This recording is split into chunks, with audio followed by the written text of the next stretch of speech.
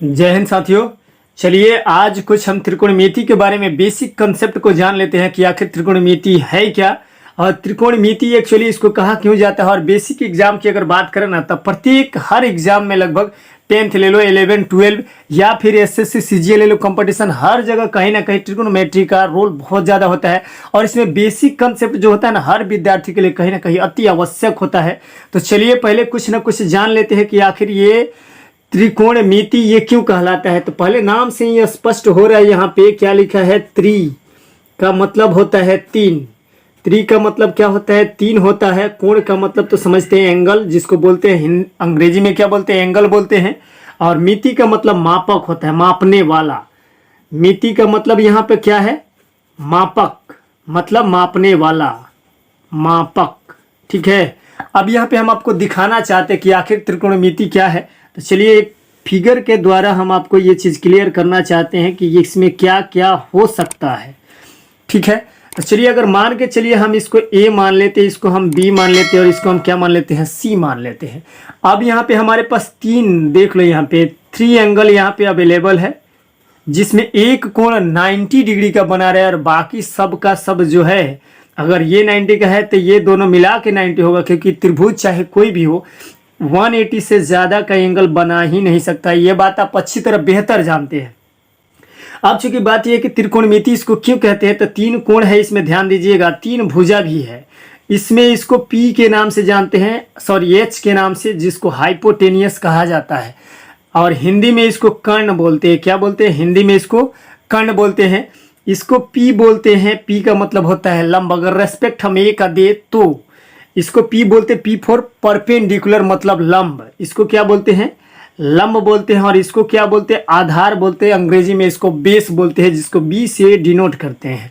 उम्मीद है कि ये बात तो आपको समझ में आ रहा होगा त्रिकोणमिति इसको क्यों कहा जाता है। तो कुल मिलाकर के इन्हीं तीनों के बीच के रिलेशन को ही त्रिकोणमिति कहा जाता है। उम्मीद करते कि ये बात आपको समझ में आ रहा होगा। अब चलिए थोड़ा सा हम आगे बढ़ाएं अगर, कि आखिर ये इसको कर्ण के नाम से, अर्थात कर्ण को टेन के नाम से जाना जाता है, टेन थीटा। इसको कॉस थीटा के नाम से भी जाना जाता है और इसको जो है साइन थीटा के नाम से भी जाना जाता है। ये बात भी आपको बेसिक तौर पे मालूम होना चाहिए, अगर नहीं है तो मालूम होना ही चाहिए एनी हाउ। तो चलिए सबसे पहले अगर देखें रिलेशन हमारे किसके किसके बीच में, 6 त्रिकोणमितीय अनुपात होता है, जिसमें एक का नाम क्या है बाबू, साइन थीटा। उसके बाद क्या होता है, कॉस थीटा होता है। उसके बाद हमारा टेन थीटा होता है, सेक थीटा होता है, कॉट थीटा होता है और कॉसेक थीटा होता है। इन्हीं सब के बीच में कहीं ना कहीं रिलेशन 6 त्रिकोणमितीय अनुपात के बीच में निकालना होता है। अब रेसिप्रोकल रिलेशन अगर देखा जाए, अगर इसके भुजाओं के अनुपात में अगर इनका मान देखा जाए तो क्या होगा, ये जरा एक टेक्निक के द्वारा याद रखिएगा हमेशा, लाल बटा कक्का। क्या याद रखिएगा, एक टेक्निक, लाल बटा कक्का, काका नहीं कक्का। अब यहाँ पे हम इसको अगर हिंदी के तौर पे संधि विच्छेद करके अगर इसके वर्णों के आधार पर इसको समझाएं हम, तो एल का मतलब तो ल ठीक है, लेकिन आकार का मतलब अ होता है। क्या होता है, अ होता है। और फिर से एक ल तो आ ही जाता है। नीचे अगर देखें तो एक क तो अवेलेबल है, दूसरा भी यहाँ पर भी क्या है, क है, लेकिन इसका मतलब क्या हो जाता है, ल अ का मात्रा आ जाता है। अब चलिए इसका मतलब हुआ साइन थीटा, इसका मतलब क्या हुआ, साइन थीटा हुआ। इसका मतलब हुआ कॉस थीटा और इसका मतलब हो गया टेन थीटा। अब हम आपको मतलब इसको क्लियर करके बता देते हैं कि एल का मतलब होता है बाबू लंब। एल का मतलब क्या होता है, लंब। और क का मतलब होता है कर्ण। लंब बटा कर्ण बोलेगा तो साइन थीटा। दूसरा हमारा यहाँ पे बन जाता है आधार बटा कर्ण। जब भी बोले तो कॉस थीटा समझ लेना, और लंब बटा जब भी आधार की बात आए तो आप इसको टेन थीटा समझ लेना। जस्ट नीचे वाले को ऊपर पटको और ऊपर वाले को नीचे पटको, तब जा करके ये मान भी क्लियर हो जाएगा। बाकी 3 को जो रेसिप्रोकल रिलेशन रह गए हैं, मतलब साइन का रेसिप्रोकल रिलेशन किसके साथ चलता है, कॉसेक के साथ।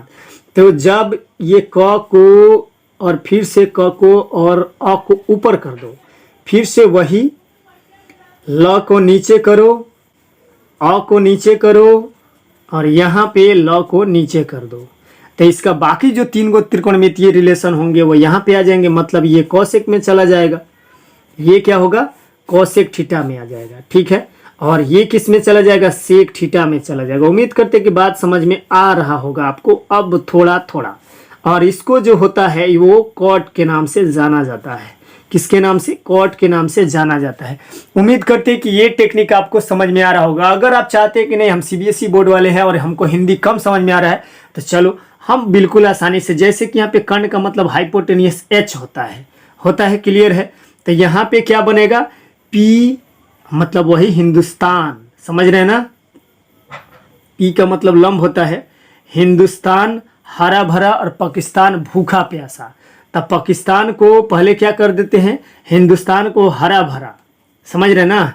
H4 क्या होता है, लंब, और लंब से क्या होता है, पी, लंब को पी से दिखाते हैं। और उसके बाद क्या आता है, बी, पी बटा में एच, ये कौन हो गया, साइन हो गया। यहाँ से देख लो, यहाँ पे साइन हो गया। और सिंपली इसको भी अगर करना होगा तो अ का मतलब यहाँ पे बी और क का मतलब यहाँ पे एच, तब बी बाई एच के नाम से भी जान सकते हैं।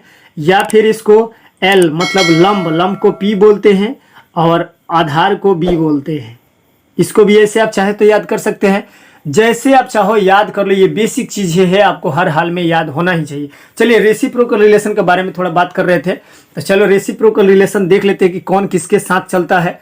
तो बिल्कुल सिंपल शब्दों में अगर कहें हम आपसे, तो ये ध्यान रखना कि साइन थीटा जो होता है ना, साइन थीटा, शायद ये इंक आपको साफ सुथरा नहीं दिख रहा है, कोई बात नहीं है, दूसरा इंक भी है, चिंता ना करो, फिक्र ना करो, टेंशन ना करो प्यारो, बिल्कुल हम हैं तो डरने की कोई बात नहीं है, क्योंकि ये मैथ वाला बाबा है बाबू, हर चीज़ को आसानी से लेके आएगा। अब ये साइन थीटा जो होता है वो क्या होता है, 1 कोसेक थीटा के बराबर होता है। ये बात हमेशा ध्यान में रखिएगा, कोसेक थीटा के बराबर होता है। या फिर आप कोसेक थीटा बराबर यह भी बोल सकते हैं, कोसेक थीटा बराबर 1 साइन थीटा, यही कहलाता है रेसिप्रोकल रिलेशन, समझें। या फिर जब आपसे ये ना पूछे, ये पूछ दे कि ठीक है तो कॉस थीटा बराबर क्या होगा, बिल्कुल सिंपल है 1 सेक थीटा, बेझिझक बोल ही देना, समझें, सेक थीटा। या फिर सेक थीटा बराबर फिर क्या होता है, रेसिप्रोकल तो रिलेशन वही चलता है, 1 में क्या हो जाएगा, कॉस थीटा। अब ये चार मिला आपके सामने। अब यहाँ पे टेन प्यारो देख लेना, यहाँ पे टेन थीटा बराबर क्या होता है, 1 कॉट थीटा, 1 कॉट थीटा होता है। या फिर प्यारो आप ऐसे भी बोल सकते हो, अगर कॉट थीटा ही दिया है तो ये चेंज हो जाता है 1/tan थीटा में। कितना आसानी से रेसिप्रोकल रिलेशन चेंज कर सकते हैं। अब चलो इंटरचेंजिंग कौन कहाँ पे करता है, तो ये भी बात हम आपको बता ही देते हैं लगे हाथ। इसमें भी घबराने की कहीं से कोई बात नहीं बनता है। इंटरचेंजिंग देखो, इंटरचेंजिंग कहाँ पे होता है पहले ये भी जानना जरूरी है, बाद में ना हम इंटरचेंजिंग करेंगे। तो पहले इंटरचेंजिंग देखो, आपको मालूम होना चाहिए, ये आप क्वाड्रेंट पढ़े होंगे क्लास 10th में, पढ़े हैं कि नहीं पढ़े, 100% पढ़े होंगे। इसको बोलते हैं वाई एक्सिस और इसको बोलते हैं एक्स एक्सिस, ठीक है, एक्स एक्सिस बोलते हैं। तो एक्स एक्सिस पे हमेशा चेंज होता है, क्या होता है, चेंज मतलब परिवर्तन होता है। और इसको जाना जाता है पाई के नाम से और इसको जाना जाता है 2 पाई के नाम से, ये भी बात ध्यान में विशेष रूप से रखिएगा। और वाई एक्सिस पे चेंज होता है, जिसमें इसको जाना जाता है पाई/2 के नाम से और इसको जाना जाता है 2 पाई/3 के नाम से, और यहीं पे इंटरचेंज होता है। लेकिन अब ये बात सवाल उत्पन्न होता है मन में कि कहाँ पे कौन पॉजिटिव कहाँ पे निगेटिव, तो ध्यान में रखना है, आफ्टर स्कूल टू कॉलेज, ये आपको याद होना चाहिए। आफ्टर स्कूल टू कॉलेज इसको बोलते हैं फर्स्ट क्वाड्रेंट, इसको बोलते हैं सेकंड क्वाड्रेंट, इसको बोलते हैं थर्ड क्वाड्रेंट और इसको बोलते हैं फोर्थ क्वाड्रेंट। बिल्कुल सिंपली आप लोग कर सकते हैं। चेंज कहाँ पे होता है, वाई एक्सिस बोले तो पाई/2 और 2 पाई/3 पे चेंज होता है। एक्स एक्सिस पे गलती से भी चेंज करने का प्रयत्न ना करना। उम्मीद है कि बात समझ में आ गया होगा। अब आफ्टर ए का मतलब होता है ऑल पॉजिटिव, सब का सब यहाँ पे क्या होता है, पॉजिटिव होता है। एस का मतलब यहाँ पे साइन पॉजिटिव होता है, साइन का रेसिप्रोकल किसके साथ चलता है, कॉसेक, ये पॉजिटिव होता है, बाकी चारों का चारों यहाँ पे निगेटिव होता है। यहाँ टी फॉर टेन होता है और टेन का रेसिप्रोकल अभी यहाँ पे दिखाए ना कॉट होता है, तो कॉट के साथ यहाँ पे क्या होता है, पॉजिटिव, बाकी चारों का चारों नेगेटिव होता है।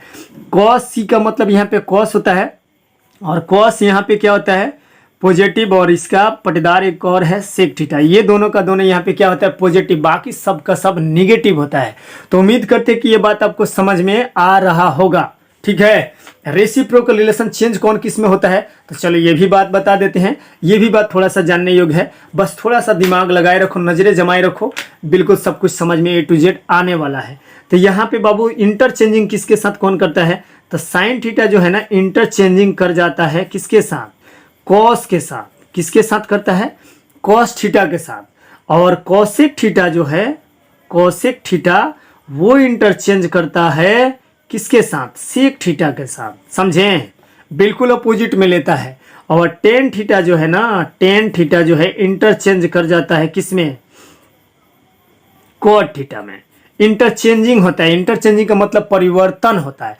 अब परिवर्तन हमेशा क्या होता है, मान के चलिए कि यहाँ पे पूछ दे आपसे कि साइन 90 प्लस थीटा बराबर क्या होता है, तो 90 में कुछ भी जोड़ेंगे तो कहाँ, सेकंड क्वाड्रेंट में आएंगे। और ये 90 पे हमेशा चेंज होता है, जो क्या हो जाता है, कॉस थीटा के नाम से जाना जाता है।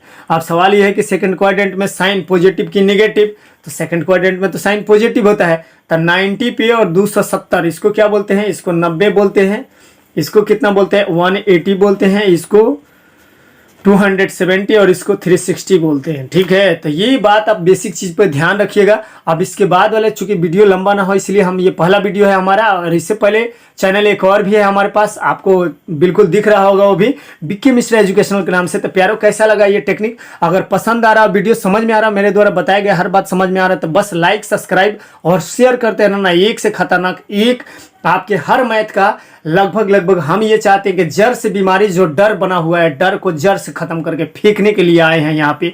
तो बस थोड़ा सा प्यार, सपोर्ट, और कहीं ना कहीं आप लोगों का भी सपोर्ट चाहिए। तो बस लाइक, कमेंट और शेयर एक जरूर कर लेना।